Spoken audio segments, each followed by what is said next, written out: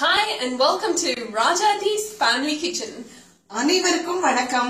இன்னைக்கு நம்ம பார்க்க போறது கருவேப்பிலையோட சேர்ந்த இஞ்சி புளி. தேவையான பொருள்களில் கருவேப்பிலை, உப்பு, மஞ்சப்பொடி, பச்சை மிளகாய், இஞ்சி, கொஞ்சம் சர்க்கரை. அந்த சர்க்கரையும் வெள்ளையாக இருக்குது, உப்பும் வெள்ளையாக இருக்கிறதுனால ஒரே மாதிரி தெரியும். பட் வெள்ளை சர்க்கரை எடுத்திருக்கேன் நான். இஞ்சி துண்டுகள் ஃப்ரோசன் இஞ்சி துண்டுகள். ஒரு ஸ்பூன் புளியோட எசன்ஸு எடுத்து அதோடு சேர்ந்து மிக்சியில் போட்டு நல்லா அரைக்கணும். அடுப்பில் பால்னி வச்சு எண்ணெய் கடுகு வெடித்ததுக்கப்புறம் நம்ம அரைச்சி வச்ச விழுத போடுறோம். அது நல்லா கொதித்து அப்படி ஃபுல்லாக லேகியமாட்ட வரும்பொழுது திக்காகிடும். அந்த டைம் பார்த்து அடுப்பை ஆஃப் பண்ணி நம்ம அந்த கிரேவியை வச்சுக்கணும்.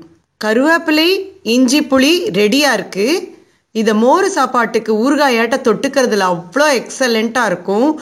எந்த விதமான வயிற்று ப்ராப்ளம், வயிற்று வலியோ இல்லை வயிறு பொறுமலோ எது இருந்தாலும் இதை ஒரு வாயில் நெய்யில் பிசைஞ்சு சாப்பிடும் பொழுது ரொம்ப சூப்பராக போயிடும். எல்லாமே நீங்கிடும். ரொம்ப ஜோரான மருந்து. கட்டாயம் இது ஊறுகாயாட்ட பயன்படுத்த முடியும். பண்ணி பாருங்க.